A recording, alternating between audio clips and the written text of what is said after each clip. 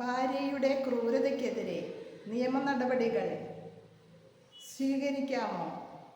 തീർച്ചയായും സ്വീകരിക്കാം. ഭാര്യയിൽ നിന്ന് ശാരീരികമോ മാനസികമോ ആയ ക്രൂരത നേരിടുന്ന ഭർത്താവിന് ഇന്ത്യൻ നിയമവ്യവസ്ഥ പ്രകാരം ഭാര്യയ്ക്കെതിരെ നിയമ നടപടികൾ സ്വീകരിക്കാൻ സാധിക്കും. ക്രൂരത വിവാഹമോചനത്തിനും മറ്റു നടപടികൾക്കും ഉള്ള ശക്തമായ കാരണമായി ഇന്ത്യൻ കോടതികൾ അംഗീകരിച്ചിട്ടുണ്ട്. ഭാര്യയിൽ നിന്ന് ക്രൂരത നേരിടുന്നു എന്ന് തെളിയിച്ചാൽ ഹിന്ദു വിവാഹ നിയമം പ്രകാരം വിവാഹമോചനത്തിന് ഹർജി നൽകാം.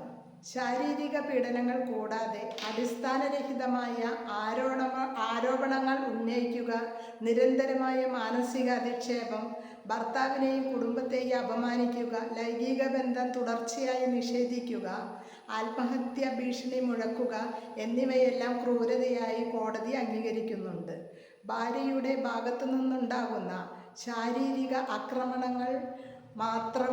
ആക്രമണങ്ങൾക്കോ ഭീഷണികൾക്കോ പോലീസ് സ്റ്റേഷനിൽ പരാതി നൽകാം.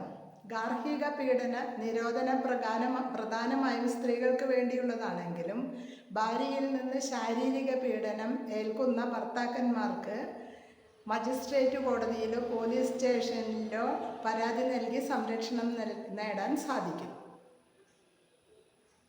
വീഡിയോ ഇഷ്ടമായോ?